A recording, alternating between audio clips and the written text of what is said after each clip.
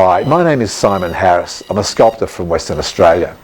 I'd like to introduce you to my recently completed sculpture of a Major Mitchell Cockatoo. They take their name from Major Sir Thomas Mitchell, who was an explorer in South Australia in the mid-1800s. Mitchell himself loved these birds, although he referred to them as red tops for fairly obvious reasons, really.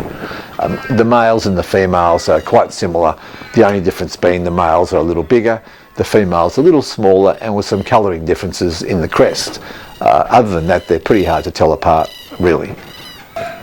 The populations of these birds are doing quite well, really. Around Australia, they're pretty robust. In Victoria, they're actually on the endangered species list. I assume that's to do with reduced habitat, etc. But in WA here, they're doing fairly well. There's a few interesting things about these birds. In some ways, they're like humans. They can live to around 80 years of age, provided the habitats are okay. The males and the females are both responsible for the life of the chick and bring them up as a pair. Interestingly, when one of them dies, the other grieves sometimes for years, so it's pretty amazing. We tend to think that they're a dumb animal, but in actual fact they've got quite sophisticated emotions. These have been compared to a 2 or 3 year old child, or some scientists have said they have the emotional intellect of a dog, which is somewhat surprising. But we're inclined to think they're stupid. They are not. There's an amusing story that Australia gifted one of these to the Chicago Museum in 1934. His name was Cookie, and he lived to 83 years of age.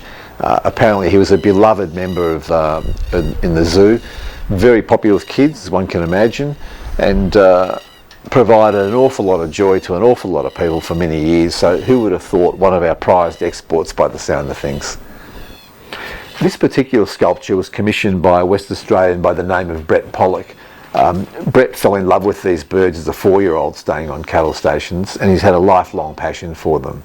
Some of you might be familiar with Mr. Pollock. He owned a cattle station called Woolleen, which was featured on Australian Story on ABC. I'd urge you to have a look at that. It's a truly remarkable story. Perhaps I'll put a link to that at the end of the video. People come from all over the world to indulge in the bird life on Woolleen Station. It truly is remarkable. There's a lake there that gets filled something like every 5 years or so, and when that lake is full, it is teeming with bird life, absolutely teeming.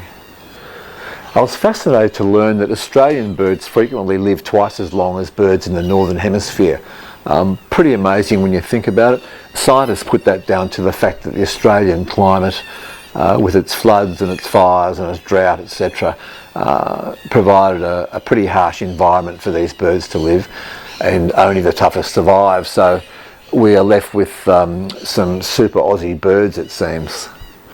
During the Great Extinction 65 million years ago, most of the birds on Earth died out, and curiously it was only the ones in Gondwana land, which we now know as Australia roughly, they survived. So bird life in the world largely emanated from Australia, so that's a pretty amazing thing, I think, as well. I hope you enjoyed this look at the Major Mitchell Cockatoo. It's another stunning example of the fauna that we have here in Australia. Bye for now.